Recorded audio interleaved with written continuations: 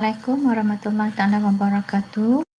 Saya Sharifah Mahmad, pelajar tahun 4 Pusat Kajian Media dan Komunikasi.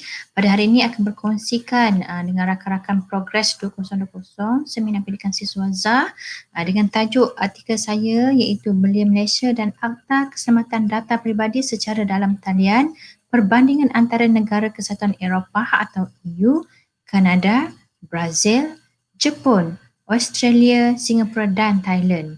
Di belakang, di sebalik penghasilan artikel ini adalah supervisor saya yang berusaha, Profesor Madya Dr. Wan Azizah Wan Mahmud dan juga Dr. Arina Anis Azlan. Okey, saya teruskan pada perbentangan. Di sini latar belakang penghasilan artikel juga kajian saya bermula dengan Kementerian Komunikasi dan Multimedia Malaysia KKMM telah memperkenalkan Akta Perlindungan Data Peribadi 2010 atau Akta 709 pada tahun 2010 dan dikuatkuasakan pada 15 November 2013. Di peringkat dunia pula, lebih daripada 80 buah negara yang mempunyai undang-undang bagi melindungi data peribadi warga negara dan bertujuan melindungi keselamatan peribadi warga negaranya. Okey, berdasarkan kepada Jabatan Perlindungan Data Peribadi Kementerian Komunikasi Malaysia pada tahun 2010, prinsip perlindungan data peribadi adalah pengguna data tidak boleh memproses data peribadi tanpa persetujuan subjek data seperti nama, nombor kad pengenalan, imej bergambar, tarikh lahir, nombor telefon, nombor pasport, alamat email, alamat rumah dan maklumat perubatan. Berdasarkan kepada Global Digital Report pada tahun 2018, Malaysia berada di tangga kelima dunia daripada segi penggunaan e-dagang dengan 40% penduduk mengadakan transaksi dalam talian pada tahun 2018. Berdasarkan kepada latar belakang inilah maka penghasilan artikel ini ataupun kajian ini dilaksanakan. Okey. Dua objektif utama artikel ini yang menjurus kepada penyelidikan saya adalah bagi membuat perbandingan pelaksanaan Akta 709 yang dilaksanakan di Malaysia, memfokuskan kepada belia dan dibandingkan dengan pelaksanaan oleh negara-negara terpilih iaitu EU, Kanada, Brazil, Jepun, Australia, Singapura dan Thailand. Dan sudah tentulah objektif kedua artikel ini adalah input-input daripada pelaksanaan setiap negara yang dipilih ini akan menjadikan rujukan penambahbaikan pelaksanaan perlindungan data peribadi di Malaysia. Okey, seterusnya saya kongsikan dengan rakan-rakan Progress 2020 apa itu Akta 709 ataupun PDPA yang dilaksanakan di bawah Kementerian Komunikasi Multimedia Malaysia 2010. Antara kepentingan penghasilan PDPA di Malaysia adalah bagi mengelakkan dan mengurangkan risiko ketirisan data peribadi, meningkatkan kecekapan dan tadbir urus data peribadi, memastikan data peribadi dikendalikan dengan berhemah serta berintegriti. Dari segi definisi yang dilaksanakan di Malaysia adalah maklumat yang diproses sebahagian atau keseluruhannya dalam transaksi komersial sama ada secara langsung atau tidak langsung yang boleh menyebabkan individu dikenal pasti daripada maklumat itu atau padanan maklumat itu atau maklumat dalam milikan pengguna data. Di samping itu, Malaysia turut mengamalkan beberapa pengecualian dalam perlindungan data peribadi iaitu bagi isu yang melibatkan pencegahan atau pengesanan jenayah, pentaksiran atau pemungutan cukai atau duty, penangkapan atau pendakwaan pesalah, statistik dan penyidikan, perintah penghakiman mahkamah, maklumat kesihatan sama ada fizikal atau mental, fungsi pengawal selian dan kewartawanan, kesusastraan serta kesenian. Di samping itu, terdapat juga pengecualian bagi situasi yang melibatkan agensi pelaporan kredit, transaksi bukan komersial, hal ehwal peribadi atau keluarga ataupun rumah tangga, kerajaan persekutuan dan kerajaan dan data yang diproses di luar dari Malaysia. Berdasarkan kepada maklumat-maklumat yang terdapat dalam PDPA Malaysia, secara kesimpulannya pemakaian akta tertakluk kepada seluruh rakyat Malaysia tanpa memfokuskan kepada golongan belia sahaja. Okey, ini merupakan perbandingan negara yang pertama diadakan dengan apa yang dilaksanakan di Malaysia iaitu General Data Protection Regulation atau GDPR yang dilaksanakan di EU Persatuan Eropah. Okey, sehingga kini terdapat lebih 80 buah negara di seluruh dunia yang menjadikan GDPR oleh EU ini sebagai rujukan pembentukan polisi melibatkan perlindungan data pribadi di negara mereka. Sebagai makluman, 27 buah negara keanggotaan EU yang terdiri daripada 21 buah negara republik dan 6 buah negara beraja. Okey, 7 prinsip utama perundangan di bawah GDPR adalah perundangan adil dan telus, penggunaan terhad, pengurangan data, ketepatan, had penyimpanan, integriti dan sulit dari aspek keselamatan dan juga accountability. Selanjutnya, penambahbaikan undang-undang sedia ada GDPR EU telah mensyaratkan semua syarikat yang menawarkan perniagaan kepada pengguna EU adalah tertakluk di bawah GDPR EU dan akan turut dilaksanakan oleh Malaysia. Okey, berdasarkan senario yang berlaku di GDPR dan reflect kepada Malaysia, adalah penting untuk kerajaan Malaysia juga melaksanakan penambahbaikan sebagaimana yang dilaksanakan di EU dengan bagi memastikan Akta 709 ini kekal relevan dalam arus pembaharuan dalam dunia digital. Okey, negara kedua yang dijadikan sebagai contoh untuk penambahbaikan PDPA di Malaysia adalah Canada, iaitu Personal Information Protection and Electronic Document Act (PIPEDA). Sebagai makluman, Raktan Progres 2020, PIPEDA di Canada antara negara terkehadapan yang mempunyai polisi bagi melindungi data pribadi itu seawal tahun 2000. Accountability, prinsip utama yang digunakan dalam model PIPEDA adalah accountability, persetujuan dan juga pengumpulan data. Dari segi prinsipnya, pengguna data peribadi hanya boleh digunakan bagi satu tujuan dan penggunaan bagi tujuan lain perlu mendapat persetujuan semula. Sebagai tambahan lagi, PIPEDA melaksanakan individu berhak mengakses data peribadi yang dikendalikan oleh institusi atau organisasi dan menguji ketepatan maklumat peribadi mereka. Berdasarkan kepada apa yang dilaksanakan oleh PIPEDA di Kanada, pengguna ataupun PDPA di Malaysia dilihat mempunyai keperluan untuk mendapat kewajipan untuk memberitahu individu mengenai tujuan pengumpulan, penggunaan dan pendedahan data peribadi pada atau sebelum pengumpulan, penggunaan atau pendedahan data peribadi individu yang berkenaan. Okey, negara kedua yang dirujuk adalah General Law of Personal Data Protection (LGPR), LGPD ataupun Legal de Protecção de Dados. Okey, itu dalam istilah bahasa Brazil ya. Okey, LGPD merupakan peraturan pertama yang dibangunkan secara komprehensif bertujuan melindungi data peribadi rakyat Brazil. Sebahagian besar daripada peraturan yang terdapat dalam LGPD adalah selari dengan GDPR dilaksanakan oleh EU. Okey, LGPD terpakai dalam proses pengumpulan data individu untuk perundangan, undang-undang awam atau persendirian serta pemprosesan data yang berlokasi di negara Brazil. Dalam LGPD juga memaklumkan beberapa pengecualian, antaranya tujuan bukan ekonomi, kewartawanan atau keperluan akademik.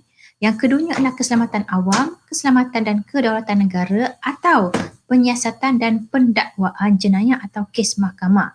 Yang terakhir adalah dari segi pengecualian kewarganegaraan di luar Brazil dan perkongsian data menggunakan ejen atau pemindahan data dari negara asal, iaitu bukan negara asal, dengan syarat negara asal menawarkan perkhidmatan perlindungan data peribadi yang mencukupi yang ditetapkan dalam perundangan Brazil.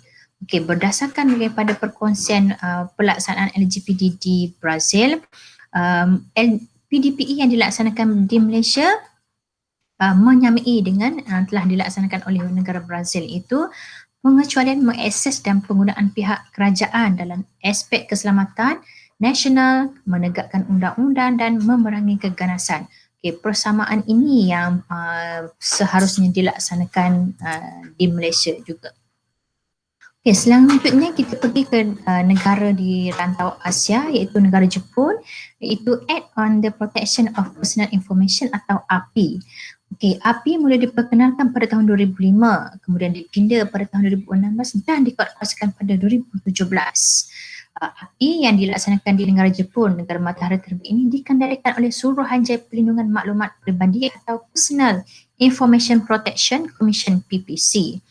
Definisi API yang dilaksanakan di negara matahari terbit ini dari segi nama, tarikh lahir dan semua yang dinyatakan kecuali menggunakan suara, pergerakan, lukisan atau kaedah elektromagnet yang digunakan untuk mengenal pasti individu.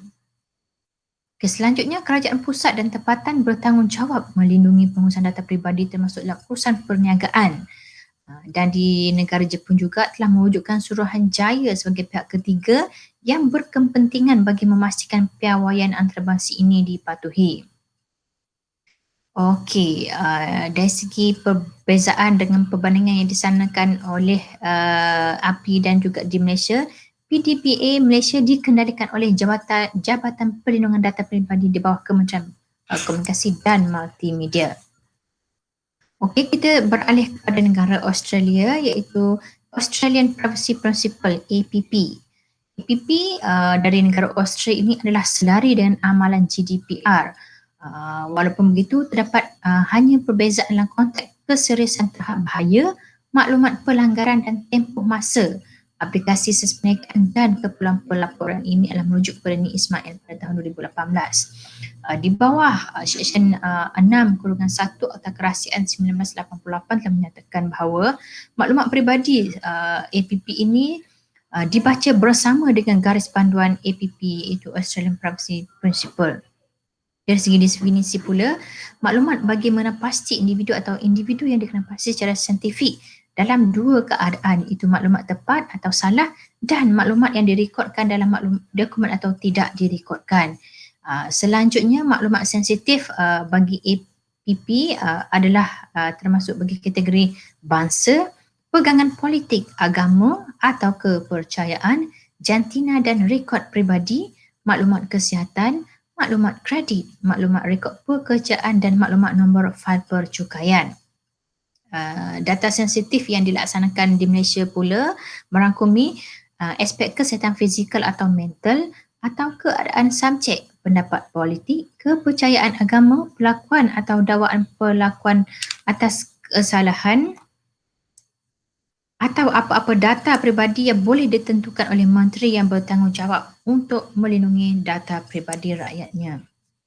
Okey, negara rakan kita Singapura iaitu Personal Data Protection Act PDPA pada tahun 2012.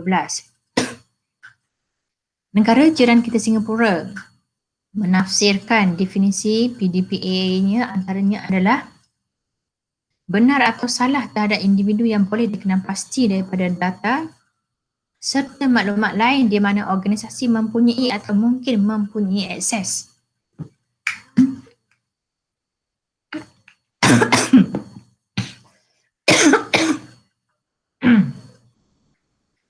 Yang keduanya adalah dari segi keunikan. Yang keduanya adalah keunikan PDPA di Singapura iaitu melindungi maklumat peribadi di peringkat nasional dengan mendaftar di bawah program Do Not Call atau DNC. DNC ini tidak membenarkan individu dihubungi untuk melaksanakan aktiviti pemasaran sama ada secara panggilan telefon termasuk SMS, MMS dan fax. Okey, objektif utama kewujudan PDPA di Singapura adalah mengekang aktiviti data peribadi individu dikongsikan dengan pihak ketiga untuk pelbagai tujuan.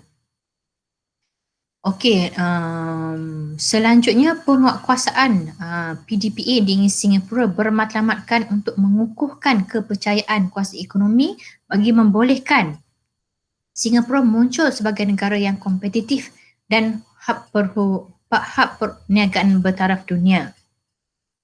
Apa yang boleh dipelajari melalui pelaksanaan PDPA di Singapura oleh Malaysia adalah menetapkan jualan langsung. Di Malaysia hanya menetapkan jualan langsung atau direct selling sebagai salah satu daripada 11 kelas pengguna data yang mesti mendaftar dengan JPDP.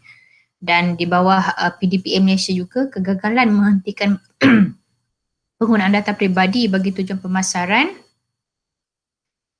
langsung setelah subjek data membantah boleh dikenakan denda sehingga RM200,000, penjara hingga ke 2 tahun atau kedua-duanya sekali. Okey, ini yang kita boleh belajar dari Malaysia daripada negara jiran kita, Singapura. Selanjutnya adalah Personal Data Protection Act yang dilaksanakan di negara ASEAN kita selain Singapura, iaitu negara Thailand. Okey, PDPA di negara Thailand mendapat keputusan Thai National Legislative Assembly pada Februari 2019 dan dikuatkuasakan pada 28 Mei 2019. Antara keunikan yang dinyatakan dalam PDPA negara Thailand adalah bangsa, pandangan politik atau kepercayaan agama atau kepercayaan, rekod jenayah, keahlian dalam persatuan perdagangan, genetik, biometrik, rekod kesihatan serta orientasi jantina pilihan. Okay, dari aspek pengumpulan data sensitif pula tidak boleh dilaksanakan tanpa persetujuan pemilik data bagi tujuan tertentu seperti sewaktu kecemasan, perubatan dan keperluan undang-undang sahaja. Okey, bagi organisasi yang tidak mematuhi syarat akan dikenakan kedua-dua tindakan, iaitu tindakan penalti sivil dan juga jenayah. Dan diperhaluskan lagi, denda maksimum yang dikenakan bagi kesalahan mengikut akta ini adalah sehingga Thailand Baht 5 million atau $160. Selain itu, PDPA di negara jiran Thailand ini, kes merentas sempadan data tidak ditakdakan secara tepat. Dan keadaan ini meningkatkan risiko pematuhan dengan menetapkan pematuhan satu daripada 3 syarat, iaitu pemindahan data ke negara yang mempunyai garis panduan yang diyakini dari segi pematuhan, persetujuan dan kontrak antara pemilik data dan institusi yang mengendalikan data. Ini antara perkara-perkara yang mungkin boleh dipelajari oleh PDPA Malaysia dengan terlaksananya PDPA di negara jiran kita Thailand pada tahun 2019. Okey, berdasarkan kepada perbandingan di antara 7 buah negara di seluruh dunia sehingga kepada negara jiran kita, Singapura dan Thailand, di sini merupakan beberapa kesimpulan. Okey, berdasarkan dapatan literature daripada artikel ini, didapati bahawa ada satu negara yang memfokuskan kepada sesuatu kelompok umur tertentu dalam aspek perundangan bagi melindungi keselamatan data peribadi warga negara mereka ketika menggunakan kemudahan digital. Menurut Steve dan Regan pada tahun 2014, sudah tiba saatnya pembuat dasar perlu menilai secara kritis kaedah pengawasan data peribadi agar tidak mengganggu generasi muda untuk membina hubungan kepercayaan antara satu sama lain dan juga dengan orang dewasa. Selanjutnya juga, Montgomery 2015 mengatakan bahawa prinsip perlindungan data peribadi harus mempertimbangkan keperluan dan daya tahan golongan belia yang mempunyai sifat yang kompleks. Okey, secara keseluruhannya, PDPA di seluruh dunia mempunyai persamaan dan perbezaan. Maka ruang penambahbaikan merupakan usaha terbaik untuk dilaksanakan. Ini adalah kerana ketika dunia berhadapan dengan teknologi digital tanpa sempadan, undang-undang merupakan mekanisme terbaik untuk melindungi hak semua pihak yang berkepentingan. Okey, itu sahaja pembentangan artikel saya. Saya amat mengalu-alukan sebarang komen dan pandangan kepada rakan-rakan Progress 2020 melalui talian YouTube. Terima kasih. Assalamualaikum warahmatullahi taala wabarakatuh.